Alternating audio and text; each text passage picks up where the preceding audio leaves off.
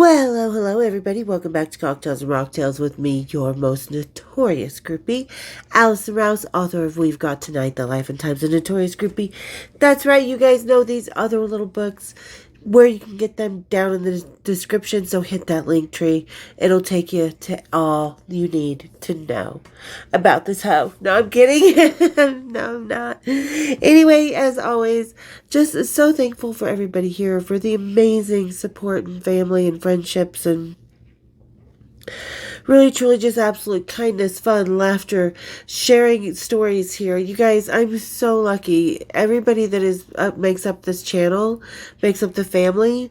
Really, truly, I am so lucky for it, especially lately because I know I've been really choppy. I've been not feeling well and going through a lot of different medical stuff. So you guys have been so amazing at supporting me through the past couple weeks. I just truly cannot thank you enough. From the bottom of my heart, as always. And as always, we're going to get into some nitty gritty. And today's topic, I did when I've told this story when I very first started the channel. And I haven't really talked about it since, but I'm going to talk about it today. Because I tell you what, it's still one of the ones that I get a lot of comments on. And it sure pisses their fans off. So let's do it again. You know. I'm so going there. And where we're going today is this yummy little Paloma by Cannery.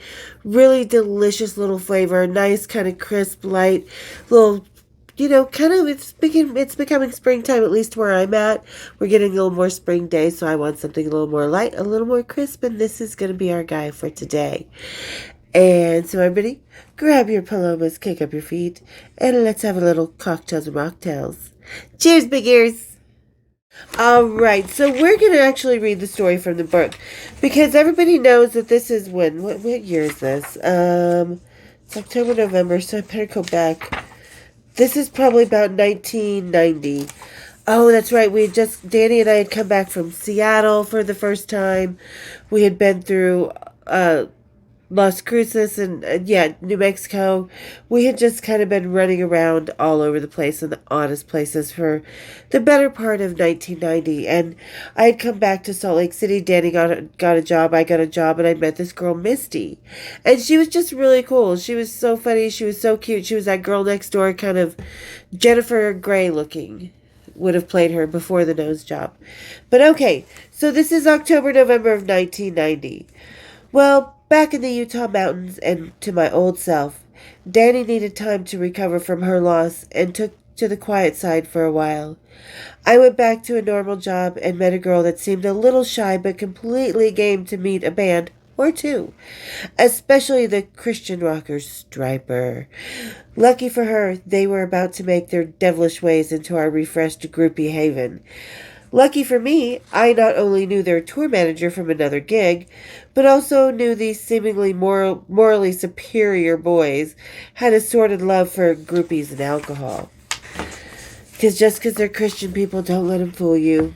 Most people who spout it out, fake it out. All right, Misty and I did what it took to get the band's attention. And by that, I mean we got out of the car and walked towards the buses in the parking lot. It seemed as no time had passed and Salt Lake City had not briefly let go of its most debaucherous possession, the groupie scene. Here I was with another new girl doing the walk of fame towards the band. Before we even got within 10 feet of the barriers that held the rockers at bay, Michael Sweet, the ultra-pretty lead singer of Stryper, made his move. "Hello, ladies," he began in a voice Hello, ladies, he began with all the charm God could allow. "Aren't you a couple of petite flowers?" He really said that. "A couple of petite flowers," a voice from behind. "A couple of petite flowers," a voice boomed from behind him. "She ain't no petite flower. She's the queen of the scene." I recognized that tour manager's face immediately, but I don't remember his name right now. And I jumped into his arm. Rock and roll loved me as much as I did it, and by now it was a welcoming brother into my skiwampus world.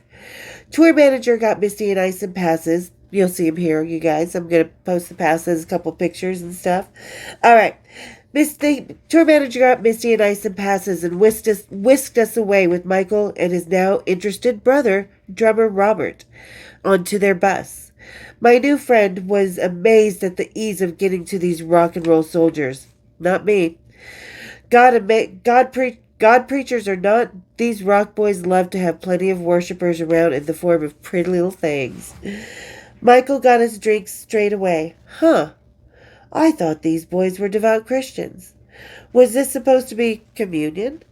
If so, I had never seen it done with Jack Daniels before. But I had repented on my knees plenty with bands, so I was prepared to do the same thing this evening with their ultra sleek bass player, Tim Gaines. We all sat on the tour bus for a rock and roll Bible reading, two papers that rolled a large joint, in other words, and began the backstage mating ritual. We circled round each other and laughed pleasingly at the words being flirted from face to face. Tim entered the bus and sat across from me, his gray eyes hidden by his mirrored cop shades.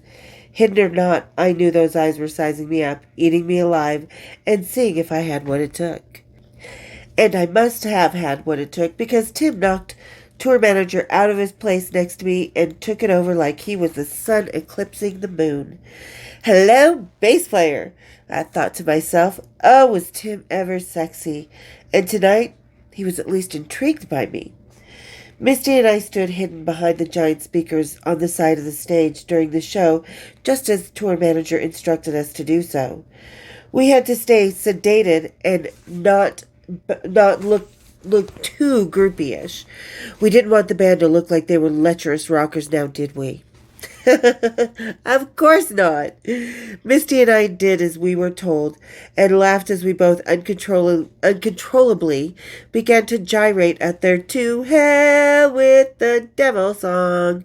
Oops, looks like the devil got us after all. After the band finished their set and we were taken right back to the tour bus, the backstage area at the fairgrounds arena was where they were playing was a small square footage, and any fan being led to the meet and creep would see the guys being, well, guys with groupies that were not their wives or girlfriends. Too late. And Tim was really paranoid about this. He kept coming up to me, like, would sneak off to the back of the stage and be like talking to me and stuff, and he would just like, well, I can't see you talking, I can't even sign an autograph for you because people would question. It's just, I can't help it, and I was like, how pretentious are you motherfuckers? Seriously, like, they were going out of their way to be magnanimously secretive. It was so funny. On our way out the door and into obscurity, a couple of religious fans that had strayed away stopped to ask if we were their girlfriends and sternly began to interrogate us in the way only a front row Joe could. Tour manager caught the people and rounded them into the herd and escorted them to the back door. He was not going to give them a chance to meet the band after that. They could question the whole basis of the band's Christianity. They could cause to call into question. That's what I meant to say. Because they were still being very, very much, we are good boys type of that boy next door wholesome image. They were so not. Okay. And the fans were like trying to figure out who the hell we were, what we were doing, trying to bust them. They were just really like kind of rudely berating us in a very Karen kind of manner. But back then we didn't call them Karens because they didn't exist yet. All right, so their tour manager, and I think his name was Pete, but he rounded him up and escorted him out the back door. Was like, have a good evening, because he had to protect the band just like the band had to protect their image. That's part of the tour manager's job, So, well, time for some more communion. Misty and I waited for the band to come out, and when they did, we drove back to the hotel with Robert and Tim all comfy-fied in my car. Misty and I sat with the beautiful boys, smoked some weed, drank it at the dinky hotel bar, and sat in the car talking until the early hours of the morning. None of us even had time to go get naked before it was time for the band to head out and into their tour world. I didn't want to go yet. Damn.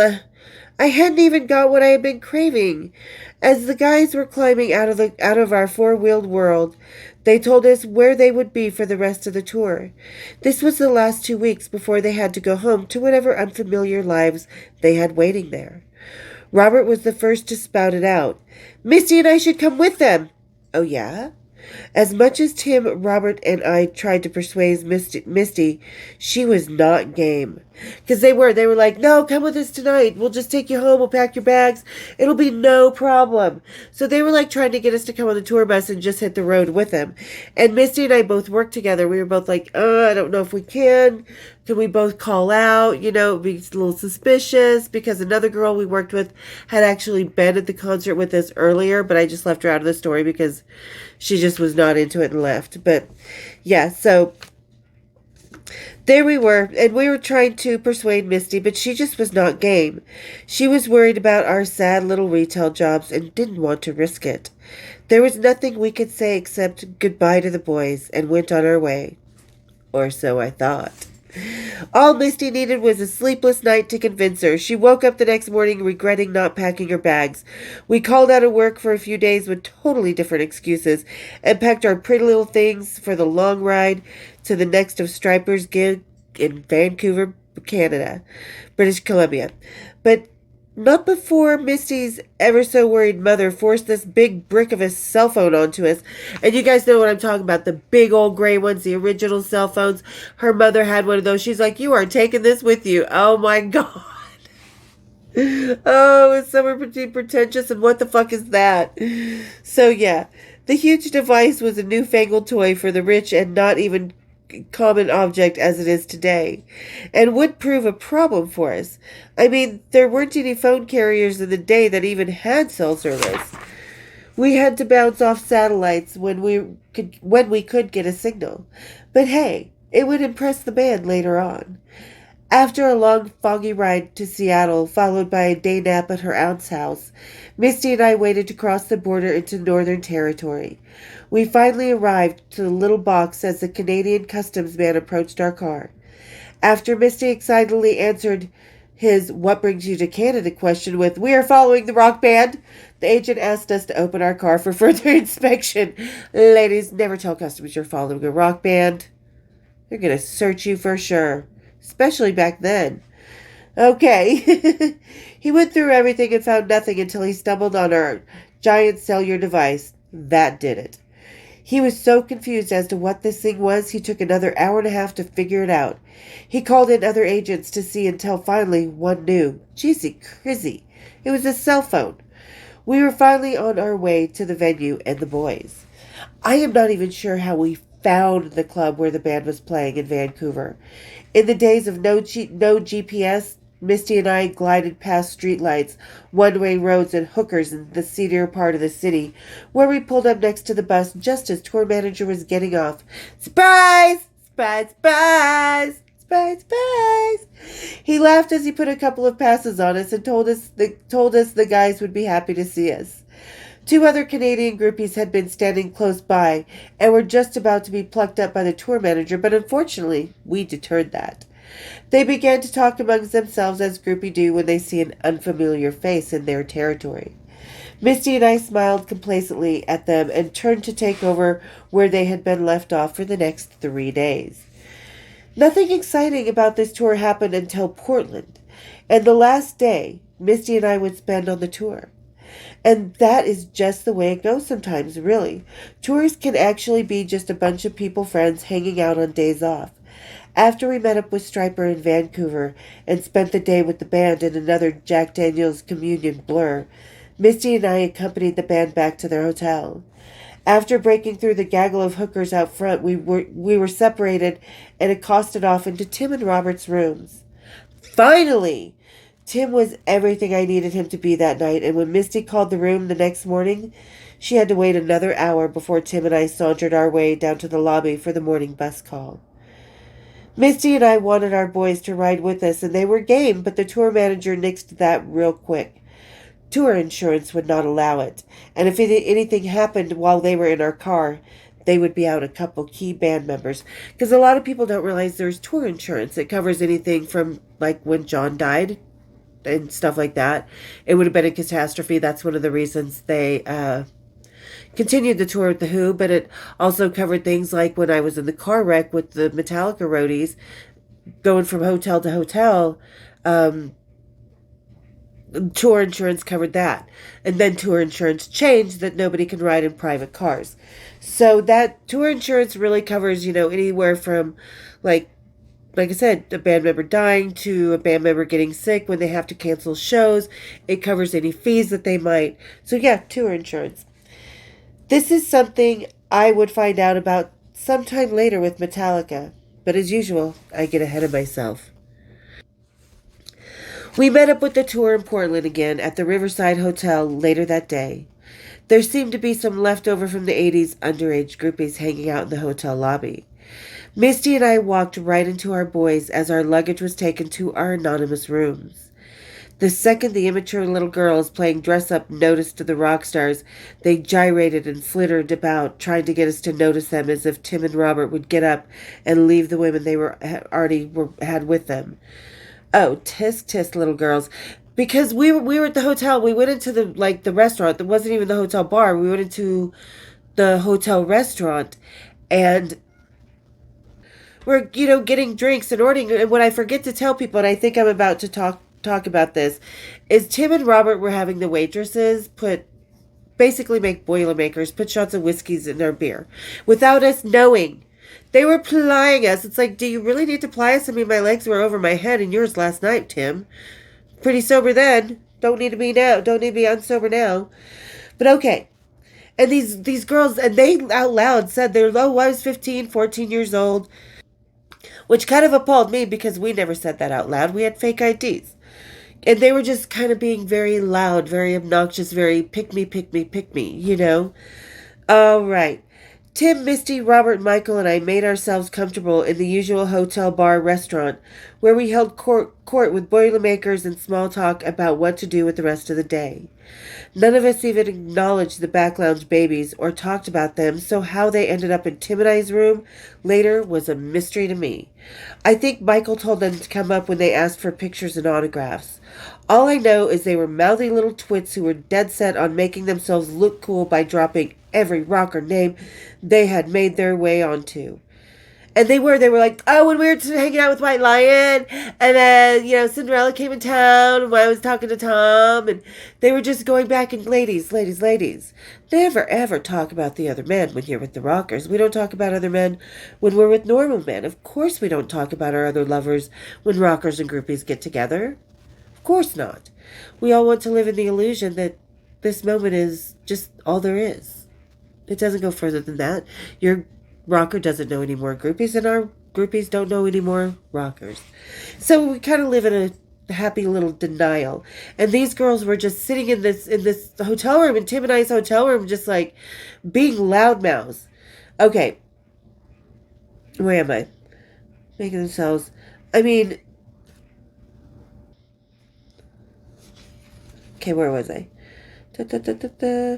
And that is a no-no in the rock world. I mean, come on. If they had been around for any decent amount of times, these Betty Babies in training would know that no man, even rockers, wants to hear about their other conquests any more than she does his.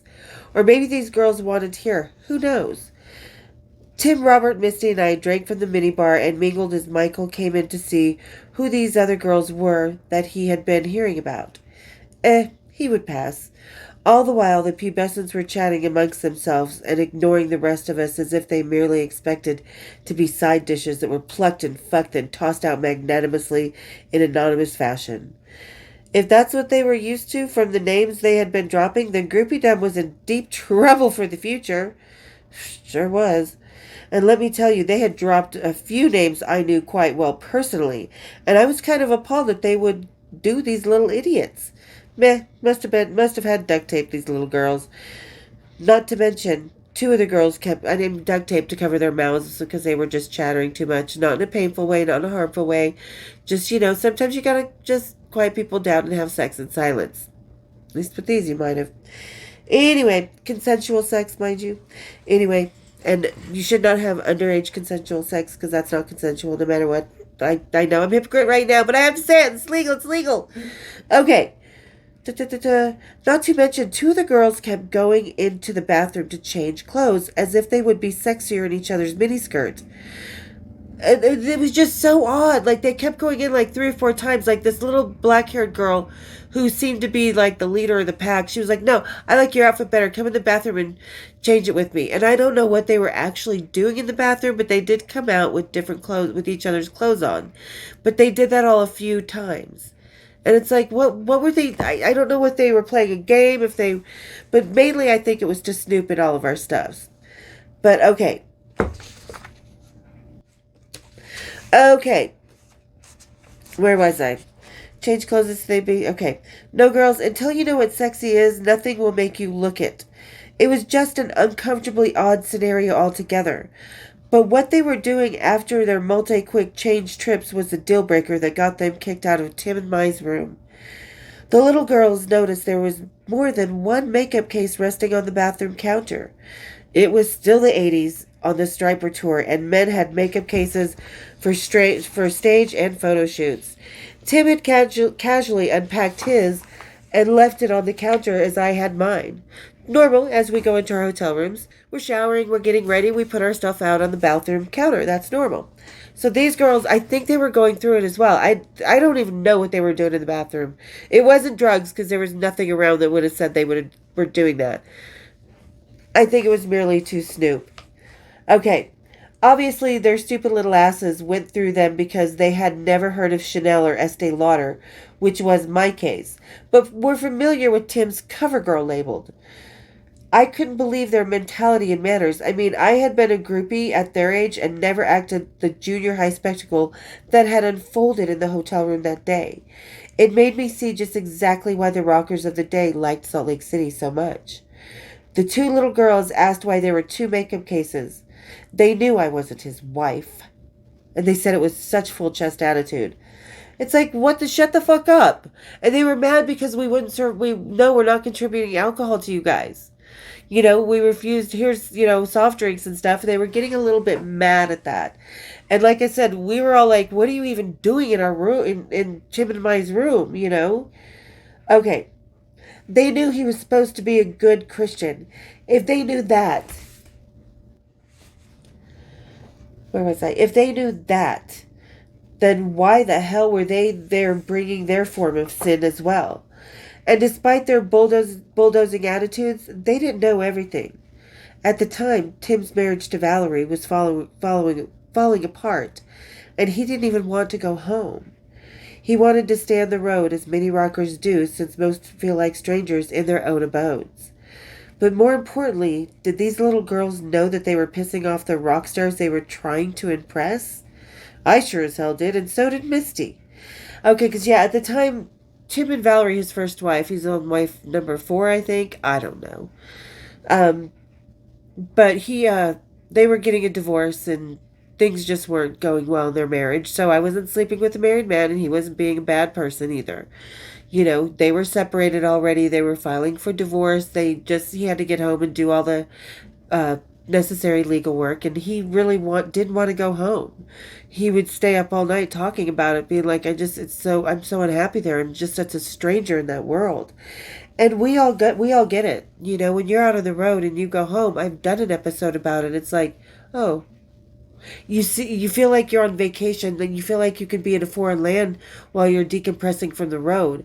And it's kind of the same thing when you go, from home to the road. It's like, oh, you're at this place you're familiar with, but you have to remember, the lay of the land. Okay. I did. Where they interrogated Tim and I about everything, from our 2 suitcases to my fur coat hanging in the closet nook by the door. They wanted to know if we were together on the road, and neither of us would let anything on. Tim and I did our grown-up best to blow off the conversation, but once Robert and Misty left, Tim leaned into my ear and told me the kids we seemed to be babysitting had reached their curfew. Because he did. He's like, like I said, none of us knew how the fuck they got up there, but they just somehow got into our room. And, yeah, and so he's like, are we still babysitting? He's like, because I think it's time they're past their curfew. So, and leave it to me, like I said, take care of your man type of thing. That's the one thing a groupie hears more than anything. Ladies, always take care of your man. That's your job on the road, When you're with your rocker. Okay. Da, da, da, da. Okay, so Tim leaned into my ear and told me the kids we seemed to be babysitting had reached their curfew. Oh, fucking goody! Finally! It was about time, and the bitch inside me had to come out to play and kick these little girls out of my rock and roll space. I got off the bed all casual like and turned to the corner table where the little girls still obviously in their own little world. Because at some point they weren't even talking to all of us. They were just talking amongst themselves. Like they didn't even know what was going on. I'm like, is this how you hung out with other rockers? You just sort of sat in the room in your own little world, changing outfits and snooping through their shit? Because sweeties, no, you're not hanging with any man. You're just sort of crashing the party.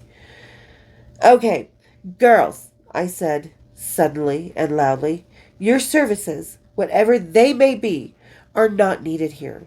Would you please leave this room, because I do believe it's past your bedtime, I said in a matter-of-fact, listen-to-your-mommy condescending way that I can be notorious for among the boys. And with that, I opened the door in an effort to show them I meant it. They looked at Tim. He didn't budge, yet poured 2 more glasses of wine, ignoring their wondrous faces. Of course, on their way out, since Tim and I had been pretending that we weren't sharing the room, the little baby Betties offered for me to come hang with them. So, excuse me? Tim needed to get to bed, they said. He had a show tomorrow. No, that was your bedtime, not his. Slam! The door shut on its heavy hinge before they could get out of their dated spandex asses out the door. Oh, before they could get their dated spandex asses out the door. Home to mommy where they belonged. Not that I disliked teen groupies, not at all. I was barely out of my teens. But one that had the class of an alley cat like these kind of rubbed me the wrong way. Tim and I hung out a little while longer, talking, mostly about him not wanting to go home. The fact he was talking about his wife when I was planning to be replacing her for the night didn't bother me. It is part of what us groupies do. Provide a shoulder to cry on even if we don't want to hear it. Some self-proclaimed groupies say it is a privilege. I, as a bona fide grade A groupie, beg to differ. It is a part of the friendship we build with the road. Not just any particular band, but all the inhabitants of this big old rock and roll circus. We exist, or did back then, in a camaraderie of companionship, and this was that for me at that moment. And on his way to divorced rocker, needing to cry on a groupie's shoulder. Typical. However, in about another 10 minutes, I did get tired of hearing it and gave him something else to think about. You know what I mean, ladies? Did a little getting on my knees and repenting on him, please. It was necessary. Like I said, not that I cared about hearing his woes. Because I do care about hearing his woes, but you kind of get sick of it after 2 days of it, right? He was not a sad drunk, just a stressed guy at the end of his marriage, and as a Christian rocker, that was even more unsettling to him. But I was a horny groupie with a steely, beautiful man standing in front of me. I got distracted. Misty and I made our way back home the next day, a little more forlorn because that's what happened when one leaves the band behind or vice versa. There is a backstage hangover that usually takes about 3 days to 74 phone calls to rehash the events with utter glee to cure. And of course, there was the place we worked. If we had a job anymore, Misty and I had stayed away a little longer than we had told the boss we would. Oops, like we cared. I just wanted to go home and be with another band so I could rid myself of this melancholy feeling. It is my equivalent of a Bloody Mary breakfast.